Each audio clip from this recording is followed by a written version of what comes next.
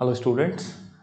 So in today's class we are going to discuss about civil service question paper of 2021।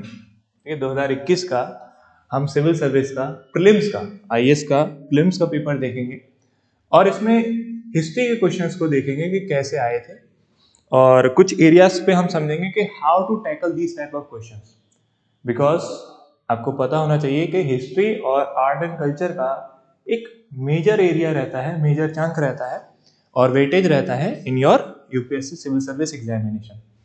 हम दोनों चीज़ों को cover करेंगे in the class. Means जो classes चलती हैं उसमें तो हम टॉपिक्स भी डिस्कस करते हैं, ठीक है। आप में से बहुत सारे स्टूडेंट्स होंगे जिन्होंने मेरे साथ क्लासेस ली होंगी ऑफलाइन में, ऑनलाइन में, तो उनको इसके बारे में पहले से अवेयरनेस भी होगी कि टॉपिक हम ऑलरेडी डिस्कस कर चुके हैं क्लासेस में कि ये टॉपिक आपके एग्जाम के लिए इंपॉर्टेंट है या फिर ये टॉपिक इंपॉर्टेंट नहीं, ठीक है। तो आज हम क्लास में जो डिस्कस करने वाले हैं वो ये दिखाएंगे कि कौन कौन से क्वेश्चंस हैं जो एग्जाम में पूछे गए थे और कैसे एलिमिनेशन लगा करके हम उसको ठीक कर सकते हैं। देखिए दोनों चीजें, ऑब्वियसली दोनों चीजें काम करती हैं, मीन्स हमारी नॉलेज भी और हमारी स्किल भी। मगर यहाँ पर हमें ये देखना है कि स्किल कैसे अप्लाई करें अगर हमारे पास थोड़ी कम नॉलेज भी है। कम नॉलेज मतलब हमने उस टॉपिक को पढ़ा तो है मगर उस तरीके से हम अप्लाई नहीं कर पा रहे एग्जाम में, तो क्या कोई ऐसा तरीका है जिससे हम क्वेश्चंस को ठीक करना है लास्ट, है ना। यही तो मैटर करता है कि आप कितना स्कोर कर रहे हो, whether you are clearing your cut off और नॉट। तो उसी के लिए ज़रूरी है कि हम कुछ एरियाज को समझें और बताएं, डिस्कस करें कि कैसे क्वेश्चन आते हैं। और ये उनके लिए भी हेल्पफुल है जो एग्जाम में अपेयर होने वाले हैं नेक्स्ट ईयर, है ना। कि अभी एक तरीके से ट्रेंड देखेंगे क्वेश्चंस कैसे आते हैं और कैसे क्वेश्चंस को ठीक किया जाए। Although we are also going to discuss some sort of sources कि भाई कौन कौन सी सोर्सेज हैं जो एग्जाम यूपीएससी अब कंसिडर कर रहा है क्वेश्चन बनाते टाइम, ठीक है। जैसे कुछ इंपॉर्टेंट बुक्स हैं, कुछ इंपॉर्टेंट मटेरियल है, द हिंदू के भी आर्टिकल्स जो आते हैं वो हिस्टोरिकल पॉइंट ऑफ व्यू से भी इंपॉर्टेंट हो जाते हैं। कई बार हम देखते हैं क्वेश्चन जो आते हैं वो द हिंदू में कोई आर्टिकल आया होगा उसका भी उन्होंने एक्सट्रैक्ट बना करके और फिर उससे एमसीक्यू बनाते हैं, ठीक है। तो ये सारी चीजें हमें क्लास में आज कवर कर रही हैं, तो लेट अस कंसीडर। सो हम सीधा क्वेश्चन से ही डिस्कस करेंगे कौन कौन से क्वेश्चन आए हैं और ये भी देखेंगे कि उनको किस तरीके से ठीक करना था। चलिए, फर्स्ट क्वेश्चन है कि which among the following ancient towns is well known for its elaborate system of water harvesting and management of a building by building a series of dams and channelizing water into connected reservoirs। यहाँ पर क्या कह रहा है, ये topic है Indus valley civilisation का, ठीक है, जिसको हड़प्पन सिविलाइजेशन भी बोलते हैं, हिंदी में जिसे सिंधु घाटी सभ्यता के नाम से भी जाना जाता है। जैसे आज हम लोग शहरों में रह रहे हैं, टाउन्स में रह रहे हैं, सिटीज में रह रहे हैं, वैसे ही काफी समय पहले, मीन्स अगर आप एग्जैक्ट देखें डेट्स तो 2300 to 750 बीसी के टाइम पर ये सिटीज टाउन्स फ्लरिश कर रहे थे। उनकी अपनी सिग्निफिकेंस थी, उनकी अपनी इंपॉर्टेंस थी, जैसे कि वो वेल प्लान थे, ड्रेनेज सिस्टम हुआ करते थे, हर घर के बाहर नालियां हुआ करती थी। इससे पता लगता है कि दे वर ऑर्गेनाइज पीपल, है ना। उन लोगों को रहने का तरीका आता था। That is why we consider it as a civilisation, इसीलिए बोलते हैं। तो क्वेश्चन यहाँ पर ये पूछ रहा है कि कौन सी शहर है या फिर कौन सी साइट है जहां पर हमें एविडेंस मिले हैं वाटर हार्वेस्टिंग एंड मैनेजमेंट के। डायरेक्ट क्वेश्चन है, सीधा क्वेश्चन है। अगर आप साइट्स के बारे में पढ़ के जा रहे हैं तो हर एक साइट की अपनी इंपॉर्टेंस है। जैसे इंडस वैली को हड़प्पन क्यों बोलते हैं, because Harappa was the first site to be discover. 1921 में इसकी डिस्कवरी हुई थी। दयाराम साहनी एक्सकावेटर थे जिन्होंने इसको एक्सकावेट किया, डिस्कवर किया। सेम हर एक साइट की अपनी अपनी इंपॉर्टेंस है, क्लियर। तो यहां पर हमें यही देखना है कि इनमें से कौन सी साइट है जहां पर हमें एविडेंस मिले हैं वाटर हार्वेस्टिंग के। Those students who has already covered this section with me, उनको पता होगा कि हमने बहुत डिटेल में डिस्कस किया था अबाउट धोलावीरा, ठीक है। इवन सभी के बारे में किया था, बट धोलावीरा की क्या इंपॉर्टेंस है। धोलावीरा से हमें बहुत सारी चीजें मिली। अब मान लीजिए यहाँ पर वाटर हार्वेस्टिंग का क्वेश्चन आया, in the next year you can expect the question कि वो पूछ लेगा कि भाई इनमें से कौन सी साइट है जहां पर हमें इंडस वैली के स्क्रिप्ट मिले हैं या फिर साइन बोर्ड मिला है, ठीक है। साइन बोर्ड मतलब एक बोर्ड है जिसपे इनकी भाषा में कोई चीजें लिखी गई है। ऑल्दो अभी तक हम इंडस वैली की जो भाषा है उसको डिसिफर नहीं कर पाए, मींस इट इज येट अनडिसिफर्ड। अभी तक कोई इसको पढ़ नहीं पाया कि वो क्या लिखा था। ठीक, अगर ये पढ़ लेंगे तो हमें उस टाइम के बारे में, इंडस वैली के बारे में और भी इंफॉर्मेशन मिलेगी, पर अभी तक हम इसको डिसिफर नहीं कर पाए। खैर, यहाँ पर क्या क्या इंपॉर्टेंस है? The site include a stadium, dams, embankment and water harnessing और वाटर मैनेजमेंट रिजर्वायर सिस्टम। यही क्वेश्चन पूछा था, ठीक है। अगर मान लीजिए लोथल पे आएगा तो लोथल की क्या खास बात है कि लोथल पे हमें डॉकयार्ड मिला है, पोर्ट मिला है। धोलावीरा से हमें क्या मिला है? वाटर हार्वेस्टमेंट या फिर वाटर हार्वेस्टिंग या फिर वाटर हार्नेसिंग के सिस्टम्स मिले हैं। Clear? So this is about Dholavira, the first question. Direct था, इसमें कुछ एलिमिनेशन ऐसा नहीं लगेगा, ठीक है। पता है आपको तो ही आप ठीक कर पाएंगे, ऑल्दो इसको प्रिपेयर कर सकते हैं, because Indus valley civilisation is a most important area for the ancient India की अगर हम बात करते हैं तो। नेक्स्ट, दूसरा टेम्पल है, ये आपका कॉन्सेप्चुअल क्वेश्चन भी है, फैक्चुअल भी है, और इसमें हम एलिमिनेशन मेथड को इजीली अप्लाई कर सकते हैं। क्या कह रहा है question? With refers to the 64 Yogini temple which is situated in Morena, that is in Madhya Pradesh, consider the following statements। ठीक है, कुछ स्टेटमेंट्स दी गई हैं। पहली स्टेटमेंट कह रहा है, it is a circular temple built during the reign of particular dynasty. ठीक है, डायनेस्टी का नाम गिवन है और बोला कि इस डायनेस्टी के टाइम पर ये टेम्पल बना था या नहीं बना था।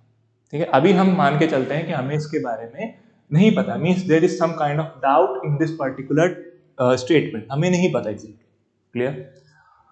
सेकंड देखते हैं, it is the only circular temple built in India. यहां पर भी ओनली आता है, सिविल सर्विस में हमेशा आप देखिएगा ट्रेंड है, पिछले 10-15 साल के क्वेश्चंस को जितना हम लोगों ने समझा है, ठीक है, तो हमने ये देखा है कि अगर आप पिछले कुछ क्वेश्चंस को उठा के देखें, यहाँ पर भी ओनली, एब्सोल्यूट, इस तरीके की स्टेटमेंट आएंगी, तो उसको एक बार रिकंसिडर करना है दोबारा, ठीक है, दोबारा पढ़ के देखना है कि whether there is something in related to it और नॉट, क्या ये पूरी तरीके से ठीक है या नहीं है, क्या इसको एक सेकंड रीडिंग चाहिए या नहीं चाहिए। ठीक है, तो अभी हम इसको, ना तो मैं इसको ट्रू कंसीडर कर रहा हूं ना ही फॉल्स, अभी मैंने सिर्फ रीड किया है। Third statement is that it was meant to promote the Vaishnavite cult. ये स्टेटमेंट पूरी गलत है। Why? Because whenever we are discussing about art and culture, India के कल्चर के बारे में जब भी हम आपको पढ़ाते हैं तो उसमें पूरा सेक्शन है टेम्पल आर्किटेक्चर का। ठीक है, टेम्पल आर्किटेक्चर में जो जो इंपॉर्टेंट टेम्पल्स है वो हम सारे कवर करते हैं क्लासेस में, डिटेल में। फॉर्म्स कवर करते हैं डिफरेंट टाइप्स की, जैसे कि नागरा स्टाइल हो गया, द्रविड़ा हो गया, वेसरा हो गया, इंडिया में कितने टाइप्स के टेम्पल्स हैं, टेम्पल्स कब स्टार्ट हुए थे बनना, each and everything we are going to cover. ठीक है, जिन्होंने क्लासेस ली हैं, जो ऑलरेडी पढ़ चुके हैं, उनको इसके बारे में इंफॉर्मेशन है भी आप सब में से। अब यहां पर क्या है, यहां पर ही कह रहा है कि it was meant to promote Vaishnav. What is Vaishnav? Related to the worship of lord Vishnu. ठीक, 64 योगिनी टेम्पल जो है it was dedicated to lord Shiva, not lord Vishnu. Clear? तो this statement is absolutely wrong. So अब हमें सबसे पहले क्या करना है, first we have to eliminate option जहां पर 3 आ रहा हो, नंबर 3 आ रहा हो, इसमें है, ये नहीं होगा आंसर। ठीक है, क्योंकि दिस स्टेटमेंट इज रॉन्ग, गलत है। दूसरा, फोर्थ है, इसमें भी है, इसको भी मैंने एलिमिनेट कर दिया। अब मेरे पास 2 ऑप्शन है, that is A and C. Now I have to see that it is a circular temple built during, ये बिल्कुल ठीक होगा, एब्सोल्युटली ट्रू।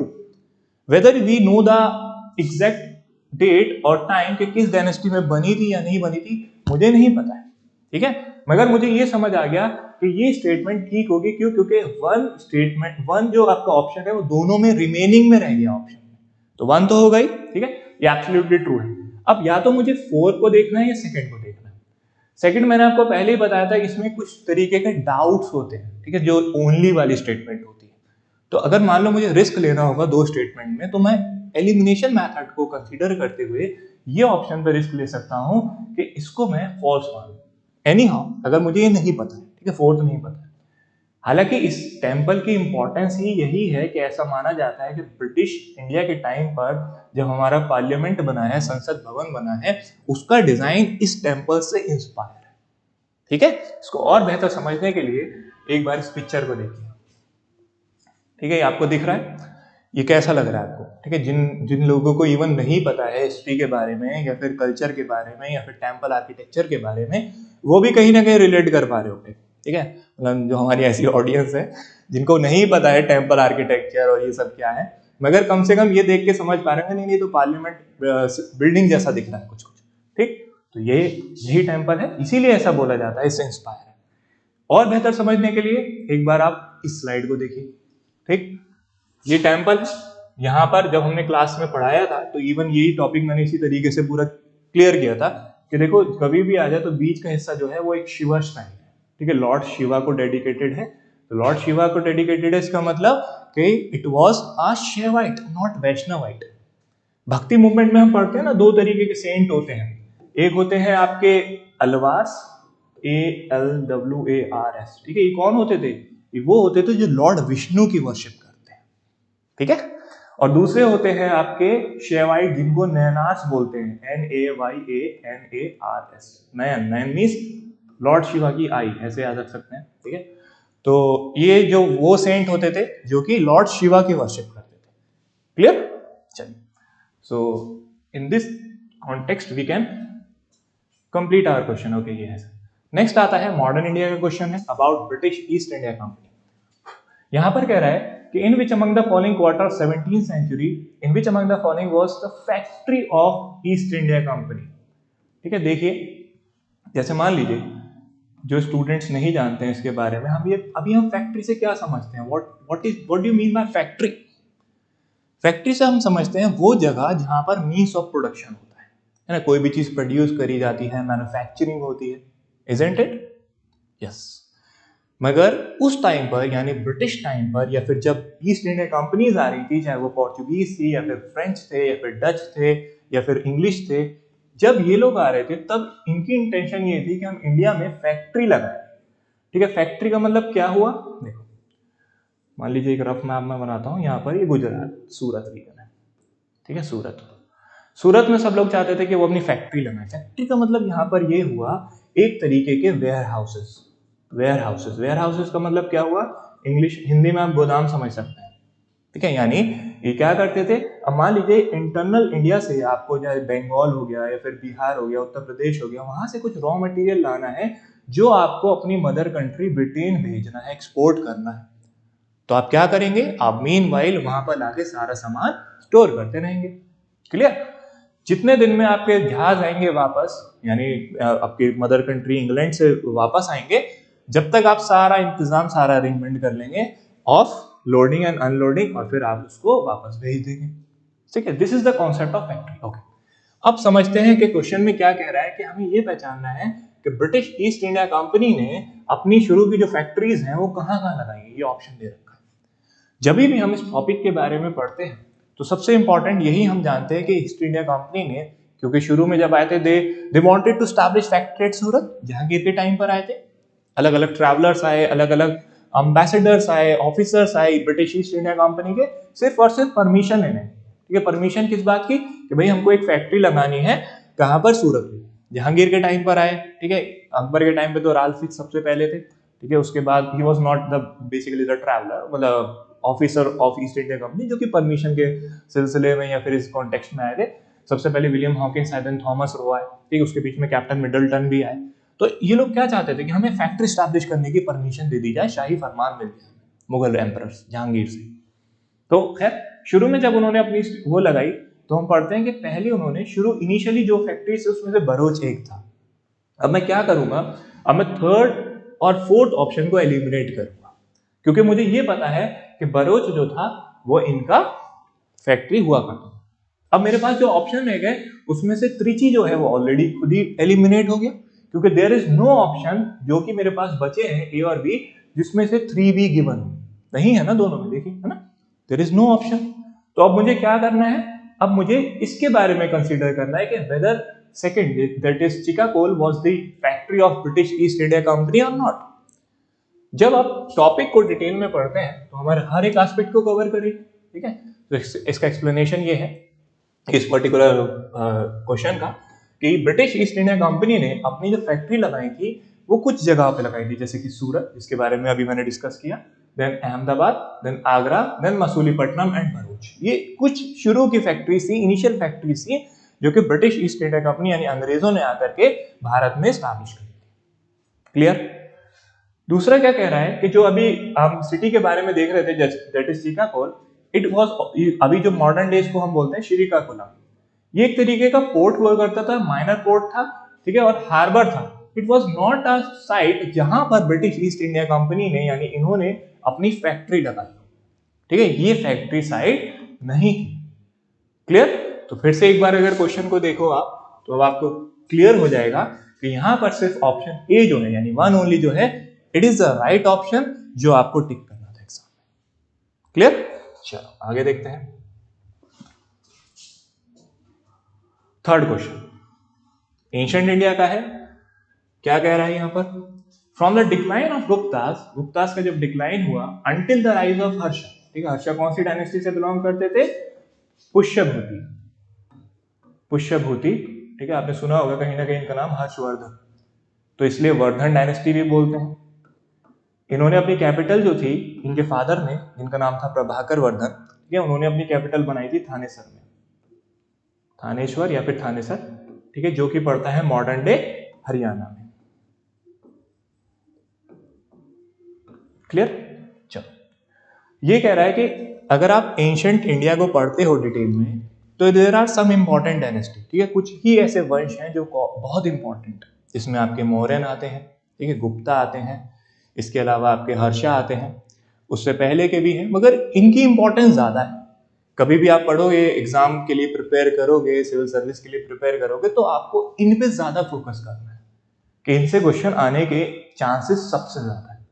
तो ये जो क्वेश्चन है ये ट्रांजिशनल फेज के बारे में पूछ रहा है, मतलब जब गुप्ता का डिक्लाइन हो गया था मगर हर्षा ने अपने आप को स्टैब्लिश नहीं किया था, बीच का फेज। क्वेश्चन बहुत अच्छा है, इसमें एक चीज बहुत ध्यान से समझना है, वो ये कह रहा है कि इसमें से जो रूलर्स थे, इनमें से कौन कौन सी डायनेस्टीज थी, वंश थी, जिन्होंने अपने आप को स्टैब्लिश किया मगर नॉर्थ इंडिया में। पढ़ते टाइम अगर हमने ये मिस्टेक कर दी कि नॉर्थ इंडिया की डायनेस्टीज को पूछा है ना कि ओवरऑल इंडिया की, तो हमारे बहुत ज्यादा चांसेस है कि हम क्वेश्चन को गलत करके ही आएंगे एग्जाम में, ठीक है। It is a kind of a twist in this question. अगर हम इसको नहीं पढ़ रहे हैं, नहीं देख रहे हैं, तो गलत होने के चांसेस पूरे हैं, ठीक है। और कर क्या आए थे, बहुत सारे स्टूडेंट डिस्कस कर रहे थे। चलो, तो नॉर्थ इंडिया में क्या है, हमें ये देखना है इनमें से कौन सी डायनेस्टी है जो कि नॉर्थ की नहीं है। अगर सबसे स्मार्ट वर्क अगर पहले ये लगा लोगे तो क्वेश्चन खुद ही आसान हो जाएगा। अगर हम पढ़ते हैं तो हम ये जानते हैं कि यादव डायनेस्टी जो थी देवगिरी की, ये साउथ इंडिया की डायनेस्टी है, डेक्कन की डायनेस्टी है। बेसिक चीज अगर आप देखोगे तो ऐसे समझ सकते हो, अलाउद्दीन खिलजी ने इस पे अटैक किया था, ठीक है, यादव ऑफ देवगिरी पे। इसके बाद मोहम्मद बिन तुगलक ने अपनी कैपिटल जो शिफ्ट करी थी, कहां से कहां, दिल्ली से देवगिरी ही करी थी। और फिर नाम भी चेंज हुआ था इसका, है ना, नाम चेंज करके क्या हुआ था, दौलताबाद हुआ था। तो ये तो साउथ में है। बहुत बेसिक आइडिया अगर आप लगाओगे तो भी आप एलिमिनेट कर सकते हो इस ऑप्शन को, कि नहीं ये तो नहीं होगी, नॉर्थ इंडिया की मुझसे पूछ रहा है एग्जाम में, तो मुझे इसको एलिमिनेट करना है। तो मुझे क्या करना होगा, जहां पर भी फिफ्थ है उसको हटा देता हूं, ये भी नहीं है, ये भी नहीं है, मेरे पास दो ऑप्शन है। अब ठीक, क्या कह रहा है, Guptas of Magadh, Paramaras of Malwa, Pushyabhuti of Thaneshwar. अभी मैंने आपको क्या बताया कि पुष्यभूति जो थे यानी हर्षा जो थे वो इस डायनेस्टी के रूलर थे, है ना, यानी इनके जो फादर थे प्रभाकर वर्धन, वो पुष्यभूति डायनेस्टी के थे। तो 3 तो होगा, मगर 3 दोनों में है, अभी भी मेरा आंसर नहीं आया, है ना। तो जब पोस्ट गुप्ता पीरियड हम पढ़ते हैं तो इवन इसमें एक इंपॉर्टेंट टॉपिक ही यही है कि हमें कंडीशन जाननी होती है कि गुप्ता की डिक्लाइन के बाद, ये पर्टिकुलर क्लास में हमने डिस्कस किया था, है ना, वर्धमान डायनेस्टी जो हम पढ़ते हैं, कि गुप्ता की डिक्लाइन के बाद इंडिया में पॉलिटिकल सिचुएशन कैसी थी। आप इस मैप को देखिए, आपको और अच्छे से समझ आएगा, ठीक है। जब क्लास में मैंने पढ़ाया था तो मैंने समझाया भी था कि देखो ये पोस्ट गुप्ता का मैप है। पोस्ट गुप्ता मतलब जब गुप्तास का डिक्लाइन हो गया था, तो जो लेटर गुप्तास थे वो सिर्फ छोटे से रीजन में यानी मगध रीजन और उसके आसपास ही रूल कर रहे थे। जो थानेश्वर वाला रीजन है यानी हरियाणा वाला रीजन है, वहां पर पुष्यभूति डायनेस्टी आ गई थी। जो वेस्टर्न इंडिया है यानी गुजरात वाला रीजन है, यहाँ पर मैत्रिका रूल कर रहे थे, मैत्रिका डायनेस्टी थी। क्लियर? इसके अलावा कन्नौज जो एक इंपॉर्टेंट सेंटर बना, वहां पर मौखरीज आ गए थे। साउथ का हम देख ही नहीं रहे कि वहां पर चालुक्यास थे, पल्लवास थे। क्यों? क्योंकि हमसे क्वेश्चन पूछा गया नॉर्थ इंडिया में क्या कंडीशन थी पॉलिटिकल। समझ आ रहा है? सो ये सारी डायनेस्टीज जो थी वो रीजनल बन गई थी। गुप्ता जो कि बड़े एम्पायर पे रूल करते थे, अब वो छोटे से कंसाइज एरिया में ही रूल कर रहे थे, दैट इज इन मगध, आसपास मगध के, ठीक है, लेटर गुप्तास बोलते हैं इनको। सो ये आया क्वेश्चन। अब देखते हैं फिर से हम अपने सवाल की तरफ, क्या पूछा। देखो ये एक मैंने और एक्सप्लेनेशन दिया है इसमें समझने के लिए। देख पा रहे हैं लोकेशन, देवगिरी है, ठीक है। तो देवगिरी जिसको मैंने सबसे पहले एलिमिनेट करा था, वो ये रीजन है, क्लियर, वो ये रीजन है जो कि आपका पड़ता है साउथ में। तो साउथ को पहले हटा दिया हमने, वो पूछा ही नहीं है क्वेश्चन में। ये इसका एक्सप्लेनेशन है, पहले हम देख लेते हैं एक बार कि क्वेश्चन में क्या था। गुप्तास ऑफ मगध होगा, है ना, तो फर्स्ट भी है। परमार्श ऑफ मालवा अभी मुझे नहीं पता। थर्ड पुष्यभूति और थानेश्वर था, बिल्कुल था, अभी हमने देखा, ठीक है, 1/3। मौखरीज ऑफ कन्नौज, हाँ कन्नौज में मैंने बताया था कि मौखरी डायनेस्टी आ गई थी। नेक्स्ट मैत्रिका ऑफ वल्लभी, हाँ था, ठीक है। तो क्या हो गया हमारा answer B, 1, 3, 4 and 6, clear. Kannauj के बारे में इवन जब हम पढ़ते हैं डिटेल में तो जानते हैं ना कि कन्नौज मौखरी जो डायनेस्टी थी, वहीं तो हर्षवर्धना ने अपनी सिस्टर की शादी करी थी। बाद में उसके ऊपर जो मालवा के रूलर हैं वो अटैक करते हैं, और उससे क्या होता है कि जो कन्नौज के रूलर होते हैं उनकी डेथ हो जाती है और उनकी सिस्टर को किडनैप या फिर एब्डक्ट कर लिया जाता है, ठीक। फिर बाद में हर्षा अपने ब्रदर की डेथ के बाद, जो कि नाम था राज्यवर्धन, राज्यवर्धन उनके भाई थे बड़े, तो जब उनकी डेथ हो जाती है तो उसकी डेथ के बाद हर्षा जो है वो 2-3 चैलेंज आ जाते हैं हर्षा के बाद, रूलर बनने के बाद, कि भाई एक तो उनको अपनी सिस्टर को वहां से फ्री कराना है, बदला लेना है अपने भाई की क्लीन का, और जो भी पॉलिटिकल इंस्टेबिलिटी बन गई थी उस टाइम पर इंडिया में उसको फिर से स्टेबल करना है। नेक्स्ट हर्षा ने सेकंड कैपिटल भी अपनी यही बनाई थी, कन्नौज, ठीक है, कन्या कुब्ज भी बोलते हैं। आगे वाली क्लासेस में इसके बारे में और भी दिखाऊंगा क्वेश्चंस कि कैसे कैसे यूपीएससी ने बार बार पूछा है इसके बारे में। नेक्स्ट आते हैं अगला क्वेश्चन, ठीक है। ये बेसिकली जो एक आर्टिकल आया था द हिंदू में, ठीक है, उसमें बहुत अच्छे से कवर किया था विमेन ऑफ हम्पी, इस तरीके से था एक आर्टिकल, 2020 और 21 के बीच में ही आया था, ठीक है, उसमें भी कवर है। और इवन जो डिटेल में अगर आप हिस्ट्री को पढ़ोगे तो इसके बारे में रेफरेंसेस हैं। हमें पता है कि विजयनगर एम्पायर के बारे में जो हमें बहुत सारी चीजें पता लगी हैं वो ट्रैवलर्स के थ्रू पता लगी हैं। ट्रैवलर्स कौन? ट्रैवलर्स वो जो विजयनगर एम्पायर में उस टाइम पर दूसरे देशों से लोग आया करते थे, तो वो अपनी राइटिंग्स में, अपनी बुक्स में, अपने एक्सपीरियंसेस में इंडिया की पॉलिटिकल, इकोनॉमिक और सोशल कंडीशन के बारे में बताया करते थे कि भाई यहाँ की विमेन कैसी होती हैं, यहाँ पर ड्रेसेस कैसी होती हैं, कौन कौन से सोशल प्रैक्टिसेस हैं, कस्टम्स हैं, सती है नहीं है, कैसे कल्चर है, क्या फेस्टिवल्स है, ईच एंड एवरीथिंग। तो उसी तरीके से एक ट्रैवलर थे जिनका नाम था न्यूनिस, ठीक, ये आए थे। न्यूनिस वॉज पोर्चुगीज, यानी ये कहां से आए थे? पोर्चुगल, या फिर हिंदी में बोले तो पुर्तगाल से, ठीक। इन्होंने अपने अकाउंट्स में बहुत सारी चीजें लिखी हैं, अकाउंट्स मतलब अपने जर्नी के एक्सपीरियंसेस बोल लीजिए, ट्रैवल्स में इन्होंने बहुत सारी चीजें लिखी हैं, जिसमें से इन्होंने ये बताया कि यहाँ की जो विमेन थी हम्पी की, विजयनगर की, वो बहुत सारे अलग अलग ऑक्यूपेशंस में किंग को सपोर्ट करती थी, या फिर किंग ने इनको एम्प्लॉय किया था, इनको रोजगार दिया था डिफरेंट डिफरेंट स्ट्रीम में, ठीक है। तो इनकी क्या स्टेटमेंट है? इन्होंने बोला है कि the king of Vijayanagara, that is Hampi, जो इनकी कैपिटल हुआ करती थी, also has women who at wrestling, ठीक है, रेसलिंग में भी थे, and other suggest astrologer, astrologer भी हैं, सूस्लेयर्स भी हैं, एंड राइटिंग्स में भी थे, अकाउंट्स में भी थे, वॉचमैन में भी थे, है ना, म्यूजिक में भी थे। तो वेरीड ऑफ फील्ड या फिर वेराइटी ऑफ फील्ड से जिसमें विमेन का पार्टिसिपेशन था during the time of Vijayanagara empire. तो अगर इस क्वेश्चन को देखोगे तो उसमें भी कोई भी ऐसी स्टेटमेंट या फिर कोई भी ऐसा प्रोफेशन नहीं है जो इन जनरली इसमें न्यूनिस ने नहीं बताया। अगर मान लो ये कहते कि विमेन जो थी वो रॉयल बॉडीगार्ड थी जो स्पेशल क्लास से बिलोंग करती थी, ऐसा तो कुछ नहीं है ना, क्वेश्चन में ऐसा कुछ नहीं है ना। So all the statements are true. तो आंसर क्या होगा? D, that is 1, 2, 3 and 4। ये इजी क्वेश्चन है, अगर आप इसको गेस करोगे तो भी कर सकते हो अगर आप विजयनगर एम्पायर को अच्छे से पढ़ते हो, क्योंकि जब क्लास में मैं पढ़ाता हूँ तो सारी डिटेल में बताता हूँ, हर एक ट्रैवलर के बारे में, किसने क्या बोला है, अब्दुल रज्जाक किसके टाइम पर आए थे, न्यूनिस किसके टाइम पर आए थे, बरबोसा किसके टाइम पर आए हैं, किन्होंने क्या बताया है, ठीक, इब्ने बतूता ने क्या बताया विजयनगर के बारे में, क्योंकि वो मोहम्मद बिन तुगलक के कंटेम्परेरी और तभी ये डायनेस्टी भी बनी थी, है ना। तो each and everything we usually cover in our classes. Next, दूसरा क्वेश्चन है consider the following statements, 3 statements दे रखी हैं। अब यहां पर जो क्वेश्चन है ये 3 रीन से ले रखा है। रीन मतलब ये दिल्ली सल्तनत का टॉपिक है, ये भी दिल्ली सल्तनत का टॉपिक है, ये विजयनगर एम्पायर का टॉपिक है। अच्छा क्वेश्चन है, मतलब तीनों वैरायटी मिडिवल टाइम की एक ही क्वेश्चन में इन्होंने डाल दी है।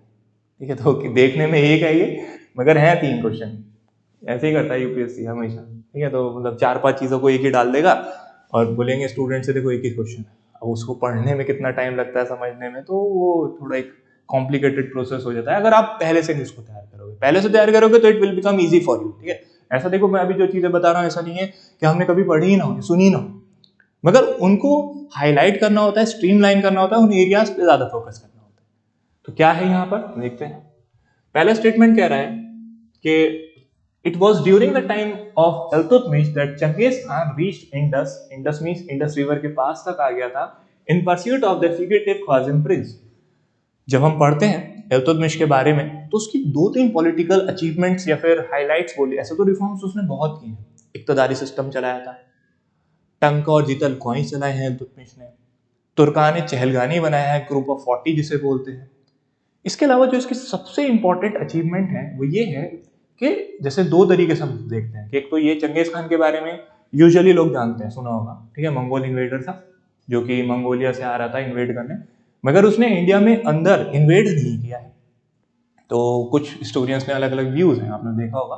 किसने बोला कि डिप्लोमेटिकली इल्तुतमिश ने इंडिया को बचाया था। ठीक है, डिप्लोमेटिकली मींस यहाँ पर इंडिया में डायरेक्ट इल्तुतमिश के साथ उसके कोई ऐसा ये नहीं था कि हेट्रेड से या फिर रिलेशंस अच्छे थे या खराब थे, ऐसा कोई नहीं। मगर चंगेज खान एक प्रिंस थे ख्वारिज़्म के जिनका नाम था मंगबरनी, है ना, उनको इन्वेड करने आ रहे थे, उनके साथ उनके कॉन्फ्लिक्ट थे। तो इल्तुतमिश को ये डर था कि मंगबरनी इंडिया ना आ जाए और चंगेज खान उसके पीछे पीछे भारत में ना घुसे। तो ये क्वेश्चन तो ठीक है स्टेटमेंट कि during the reign of Iltutmish Genghis Khan reach to the Indus and इसके पीछे पीछे आ रहे थे ख्वारिज़्म के। तो फर्स्ट स्टेटमेंट इज ट्रू। ठीक है, ट्रू है तो ये नहीं होगा, ये नहीं होगा, मेरे पास सिर्फ 2 ऑप्शन है, मुझे थर्ड नहीं पढ़ना है, एलिमिनेट अपने आप, है ना। फर्स्ट अगर ट्रू है तो थर्ड ऑटोमेटिक एलिमिनेट, क्योंकि फर्स्ट और थर्ड जैसा कोई ऑप्शन है ही नहीं इसमें, तो मुझे थर्ड पढ़ने की जरूरत ही नहीं है। हालांकि मैं इसका एक्सप्लेनेशन बताऊंगा, क्लास में डिस्कस भी करा है, मगर इसकी जरूरत नहीं है। पढ़ना इसलिए है क्योंकि अगली बार यूपीएससी इसमें से उठा देगा क्वेश्चन कि भाई देवराय के टाइम पर आए थे या वास्को द गामा कब आए हैं कब नहीं आए, है ना। तो इस चीज का ध्यान रखना है। तो it was during the reign of Muhammad bin Tughlaq that Taimur occupied Multan and crossed the Indus। क्या कह रहा है कि तैमूर ने जब इंडिया में इन्वेजन करा था उस टाइम पर दिल्ली के जो सुल्तान थे वो मोहम्मद बिन तुगलक थे। ये इंपॉर्टेंट क्वेश्चन है। ठीक है, एग्जैक्ट डेटा, ये एग्जैक्ट फैक्ट अगर पता हो तो इसको करना बहुत आसान है, बहुत। एग्जैक्ट क्वेश्चन मतलब मान लो सिंपल क्वेश्चन अगर पूछ ले वन लाइनर कि कौन सा रूलर था इंडिया में जब तैमूर ने इंडिया पे इन्वेजन किया। ठीक है, नादिर शाह का, तैमूर का, ये इन्वेजन तो हमें याद ही होने चाहिए ना, बेसिकली इंपॉर्टेंट इन्वेजन है इंडिया के, है ना, जहां पर काफी लार्ज स्केल में मैसेकेयर हुआ है, ब्लड शेड हुआ है और इवन कई सारे हमने देखे कन्फ्लिक्ट भी हुए हैं। तो ये सब चीजें हमें पता होना चाहिए। खैर देखते हैं इसमें क्या है एक्सप्लेनेशन, ताकि और अच्छे से आपको समझ में। अभी मैं क्या कह रहा हूँ कि फर्स्ट स्टेटमेंट ठीक है, थर्ड स्टेटमेंट गलत हो चुकी है, क्योंकि मेरे पास फर्स्ट एंड थर्ड जैसा कोई ऑप्शन है नहीं, तो मेरे पास सिर्फ सेकंड क्वेश्चन ऑप्शन है, उसको मुझे समझना है। यहाँ मैंने इसको एक्सप्लेन किया है, इवन ये क्लास का ही स्लाइड है, जितनी मैं स्लाइड्स दिखाता हूँ ये क्लास की होती है जो ऑलरेडी हम पढ़ चुके होते हैं। ठीक है, मतलब स्टूडेंट जो एनरोल्ड है वो पढ़ चुके होते हैं। तो ये क्या है, यहाँ पर बताया कि तुर्कान चहलगानी इन्होंने बनाया। Mongol leader Genghis Khan was his contemporary, यानी इल्तुतमिश के कंटेम्पररी हैं, जो in pursuit of Jalaluddin Mangbarni, जिसका नाम अभी मैंने बताया कि इनके पीछे आ रहे थे, जो कि प्रिंस थे कहाँ के, ख्वारिज़्म के। ठीक, इसके अलावा और कंट्रीब्यूशन है कि भाई इल्तुतमिश ने क्या किया, उसने हौज़ शम्सी बनवाया है, कुतुब मीनार के कंस्ट्रक्शन को कंप्लीट करवाया है। इसके अलावा इन्होंने इंडिया का पहला, दिल्ली का पहला मकबरा जो है वो बनवाया है, अपने बेटे की जो टोम है वो, जिनका नाम था नासिरुद्दीन महमूद, ठीक है, इनकी थी। इसके अलावा इन्होंने इक्तदारी सिस्टम और बहुत सारी चीजें हैं जो कि हमें डिस्कस करनी होती है while we are discussing about Iltutmish in detail, जब भी हम इल्तुतमिश के बारे में पढ़ रहे होते हैं। दूसरा हमने देखा चंगेज खान, ठीक है, यही जो अभी मैंने डिस्कस किया था आपसे कि चंगेज खान इसको वो कर रहे थे, पीछा कर रहे थे मंगबरनी का, but he did not reach to Delhi basically, क्योंकि इल्तुतमिश ही थे जिन्होंने कैपिटल भी दिल्ली बनाई थी, दिल्ली सल्तनत की। उससे पहले कुतुबुद्दीन ऐबक के टाइम पर लाहौर हुआ करती थी। है ना। तो ये है नेक्स्ट। हाँ, ये हमारा दूसरा स्टेटमेंट है कि तैमूर ने इंडिया में जब अटैक किया है, आक्रमण किया है, वो किया है 1398। 1398 में तैमूर इन्वेडेड नॉर्थ इंडिया, ठीक है। और उस टाइम पर तुगलक डायनेस्टी के जो रूलर थे वो थे सुल्तान नासिरुद्दीन महमूद शाह तुगलक।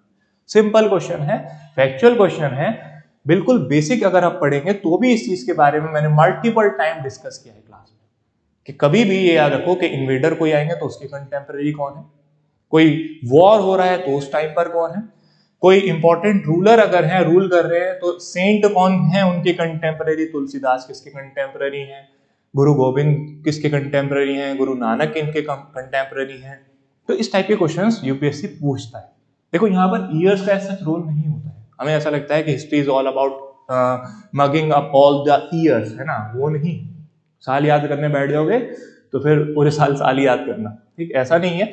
हमें बस रिलेट करना होता है कि पहले क्या हुआ, बाद में क्या हुआ, अच्छा इस टाइम पर ये था, इस टाइम पर ये था, इस टाइम पर, जैसे गौतम बुद्धा और महावीरा कंटेम्पररी हैं, ठीक। उसी तरीके से उनके कंटेम्पररी रूलर कौन से हैं, तो हम देखते हैं एंशिएंट इंडिया में कि भाई अजातशत्रु है, बिंबिसार है, जो उनके कंटेम्पररी हैं, समकालीन। क्लियर, चलो आगे देखते हैं।